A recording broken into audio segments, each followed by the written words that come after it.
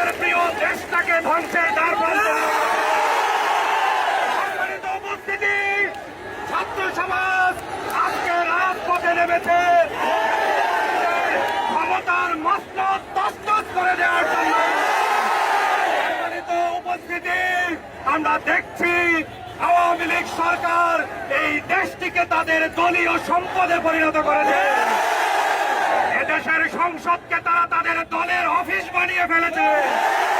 এদেশের প্রশাসনকে তারা তাদের দলীয় ক্যাডার বাহিনীতে পরিণত করেছে।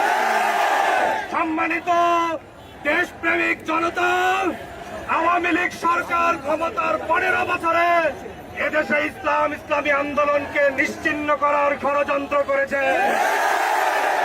আমাদেরকে কারাবন্দী করে নির্যাতন করেছে। এদেশের শিক্ষা প্রতিষ্ঠানগুলো হয়েছে সন্ত্রাসী ছাত্রলীগদের এক একটি ক্যান্টনমেন্ট।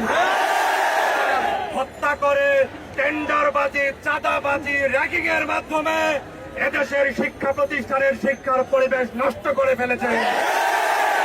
উপস্থিতি, আমরা সমৃদ্ধ বাংলাদেশ গড়ার স্বপ্ন দেখি।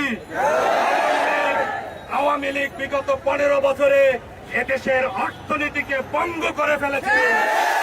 আওয়ামী লীগের নেতারা এদেশের অর্থ লুট করে, রিজার্ভ খালি করে, কোষাগার, রাষ্ট্রীয় কোষাগার খালি করে এদেশের সম্পদের পাহাড় করে তুলেছে। প্রত্যেক দুর্নীতিবাজের বিচার বাংলার মাটিতে হবে। আমরা সুস্পষ্ট করে দাঁড়িয়ে দিতে চাই, ইসলামী ছাত্র শিবির 7 দফা দাবি নিয়ে রাজপথে নেমেছে।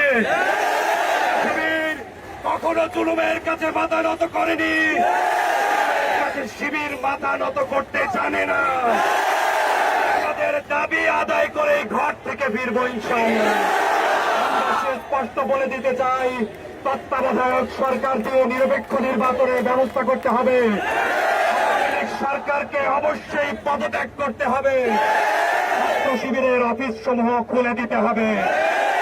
সন্ত্রাস মুক্ত নিরাপদ ক্যাম্পাসে সকল দলের সহাবস্থান নিশ্চিত করতে হবে।